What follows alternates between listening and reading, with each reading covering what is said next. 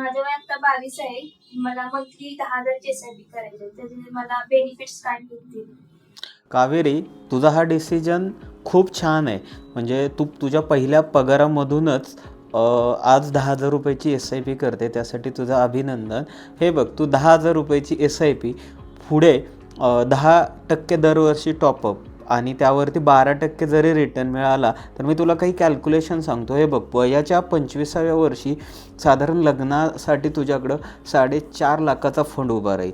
हीच एस-आय-पी तशीच कंटिन्यू जर तू चालू ठेवली तर साधारण 30व्या वर्षीसुद्धा तुझ्याकडे साधारण 21 लाखापर्यंतचा फंड उभा राहील.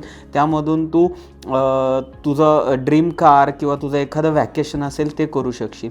35व्या वर्षी साधारण हाच फंड 60 लाखाचा होतो आणि यामधून तू तुझं ड्रीम हाऊस असेल, मोठं एखादं घर, डाऊन पेमेंट या गोष्टी करू शकशील. साधारण 45व्या वर्षी असं अंदाजे तुझ्या मुलं शिक्षणासाठी येतील आणि त्यावेळी तुला साधारण 3 कोटी रुपयाचे फंड्स तोपर्यंत साठलेले असतील आणि साधारण वयाच्या 50व्या वर्षी तू छान अशी रिटायरमेंट पण घेऊ शकतेस. साधारण 6 कोटीचा फंड तुझ्याकडे उभा राहिलेला असेल आणि त्यातून छान अशी SWPमधून तू तुझं निवांत आयुष्य जगू शकशील. पण हे सगळं कधी होईल तर तू दरवर्षी 10% टॉपअप केलं तर. आणि लवकरात लवकर चालू कर, कारण जेवढ्या लवकर एस-आय-पी चालू कराल तेवढं लवकर फायनान्शियल फ्रीडम मिळेल. मित्रांनो, कावेरीनं तर लवकर एस-आय-पी चालू केली आहे तिच्या पहिल्या पगारातून.